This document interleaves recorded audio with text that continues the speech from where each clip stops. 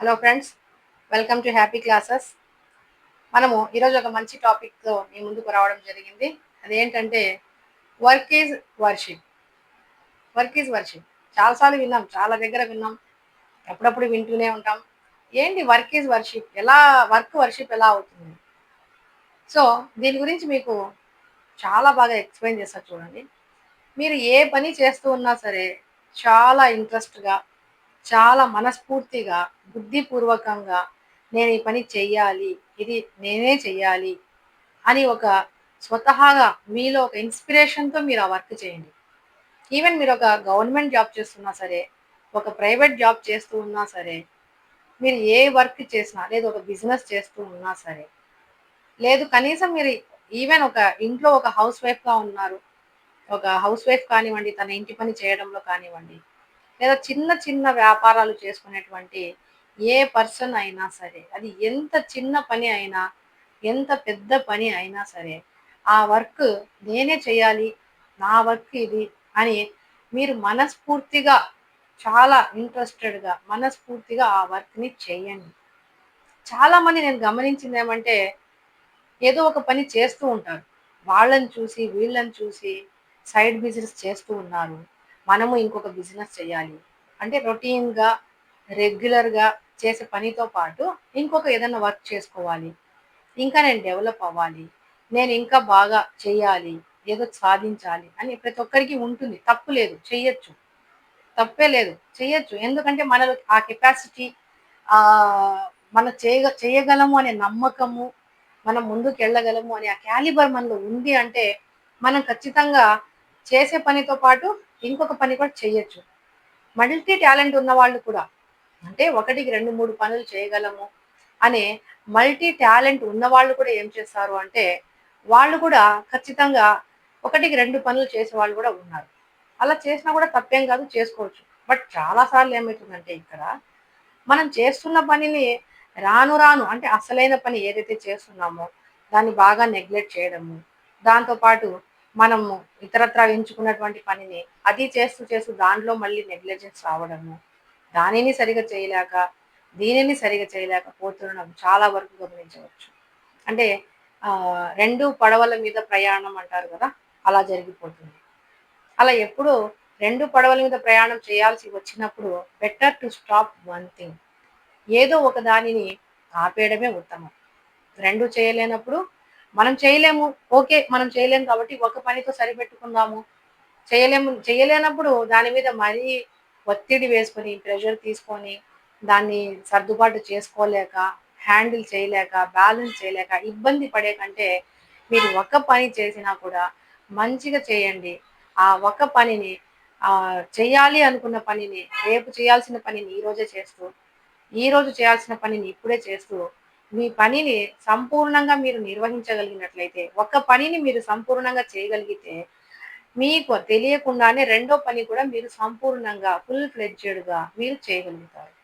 అలా కాకుండా ఇక్కడ హాఫ్ వర్క్ చేసి, హాఫ్ నాలెడ్జ్ పెట్టుకొని, హాఫ్ పెండింగ్ పెట్టుకొని, మళ్ళీ ఇంకొక పని వైపు మన ఇంటెన్షన్ అటువైపు తీసుకెళ్ళి, ఇంకొక పని చేయాలని అది చేయలేక, ఇది చేయలేక, 2 ఏది చేయలేక మీరు సతమతమవ్వడం అనేది పెట్టుకోవద్దు.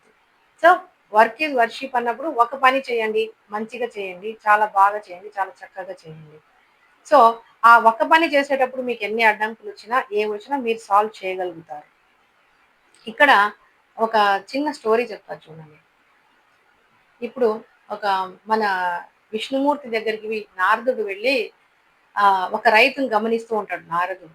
రైతుని గమనిస్తూ ఉంటే, రైతు ఎంతసేపు పంటను పండించుకోవడము, పొలాన్ని దున్నుకోవడము, తన ఫ్యామిలీని బాగా చూసుకోవడము, తను చేయాల్సిన యాక్టివిటీస్ అన్నీ కరెక్ట్‌గా చేసుకొని పోతూ ఉండడం చేస్తూ ఉంటాడు.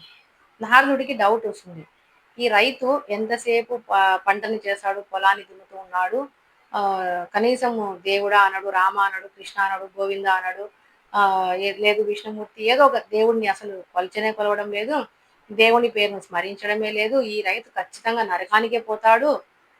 దైవ స్మరణ లేదు కాబట్టి ఈ రైతు ఖచ్చితంగా చనిపోతే నరకానికి పోతాడు అని ఒక ఒపీనియన్ పెట్టుకొనుంటాడు.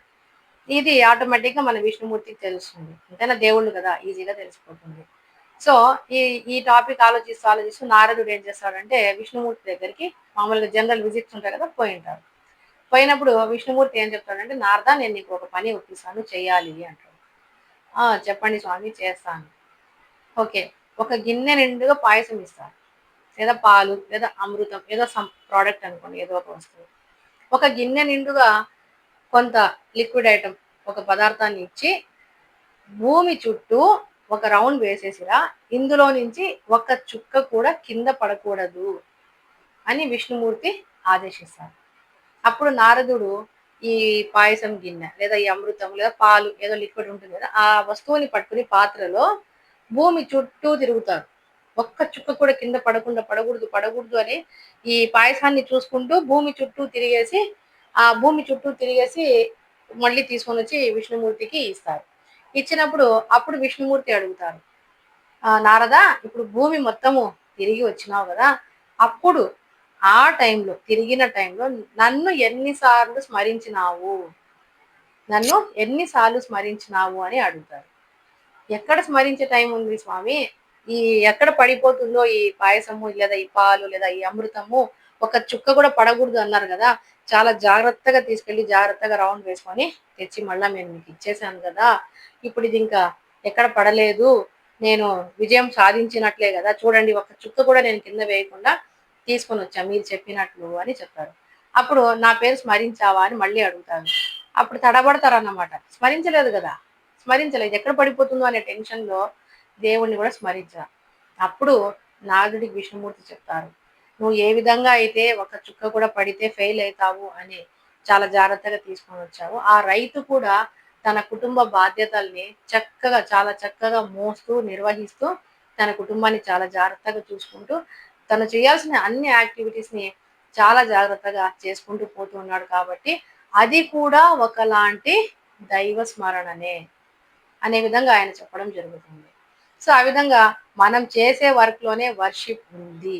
మనం చేసే వర్క్ ని ఫుల్ ఫ్లెడ్జెడ్ గా మనస్ఫూర్తిగా చక్కగా మంచి చెయ్యాలి ఫుల్ ఫ్లెడ్జెడ్ గా అనే ఒక మంచి యాక్టివిటీస్ ని మంచి ఉద్దేశంతో మనం చేస్తూ ఉన్నప్పుడు మనము ఇంకా ఏదో చేయాల్సిన అవసరం లేదు. మనం చేసే పని చక్కగా నిర్వహిస్తే అదే వర్షిప్ అవుతుంది. Work is worship. ఒక పనిని మనం సక్రమంగా చేసినట్లయితే ఆటోమేటిక్ గా అన్ని పనులు కూడా సక్రమంగా చేసినట్లే. Thank you for watching. Please like share and subscribe.